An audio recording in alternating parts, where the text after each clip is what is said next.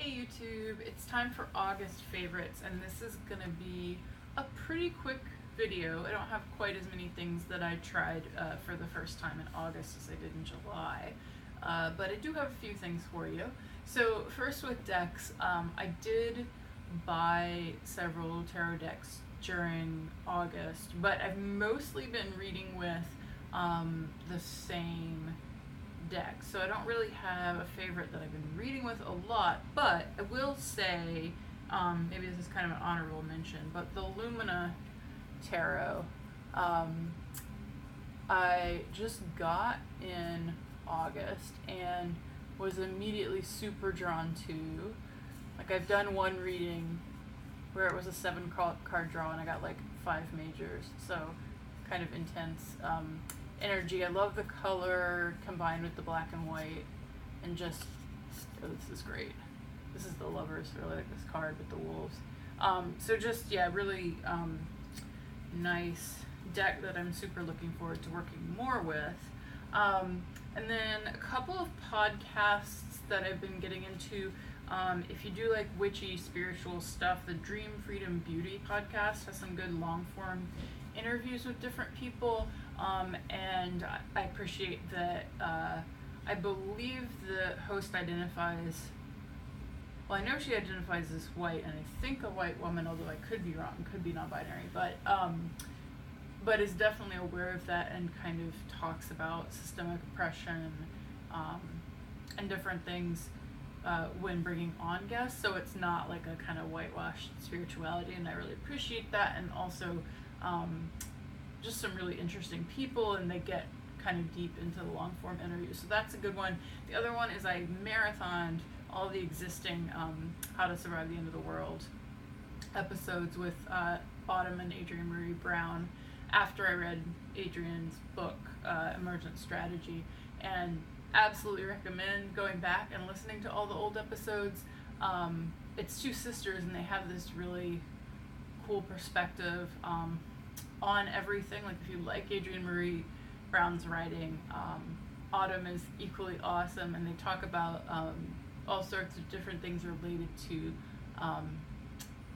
spirituality, related to justice, related to just daily life. They tell these really cool stories sometimes about like Autumn's family and how the kids are like growing up in Minnesota and interacting with nature. And like, I'm not really a family person, but the way that she tells stories is really cool, and the way they both tell stories. And like, they have one episode about tarot. They have all sorts of different topics. There's like a Black Panther review, so it kind of runs the gamut. Definitely recommend that one.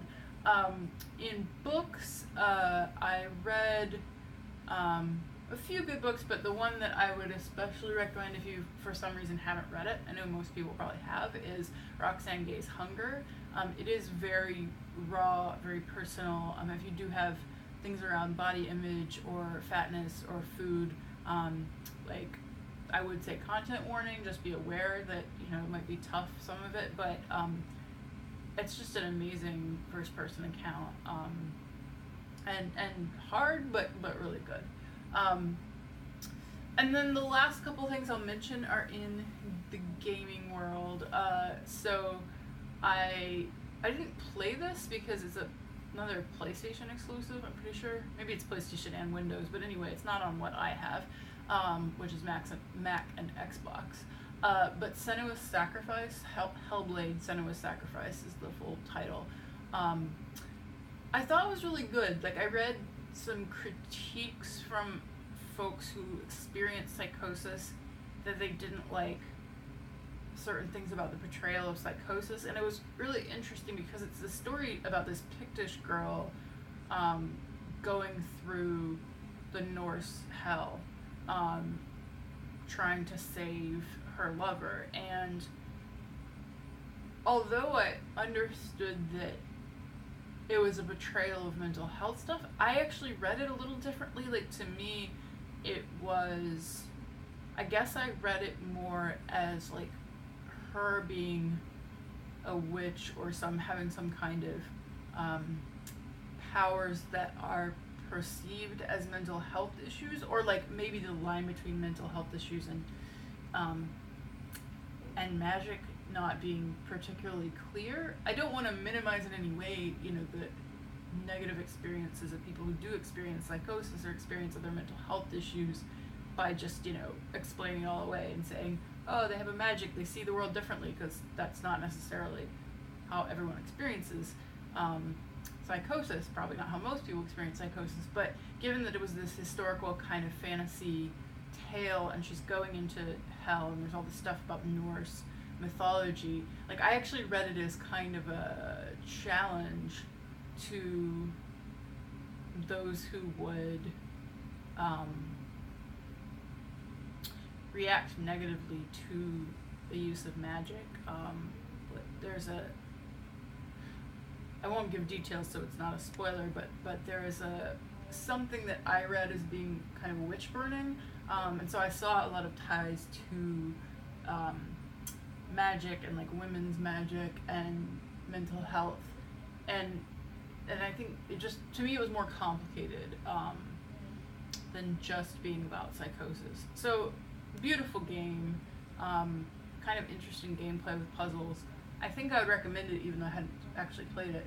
And then finally on Twitch, NK Jemisin has been doing Twitch streams, recently Mass Effect 2, and it's just super fun to have like a justice-oriented black sci-fi author doing Twitch streams. So it's kind of fun in the evening. I recommend subscribing, and then you can, or following, and then you can get notifications and jump on when she's doing that.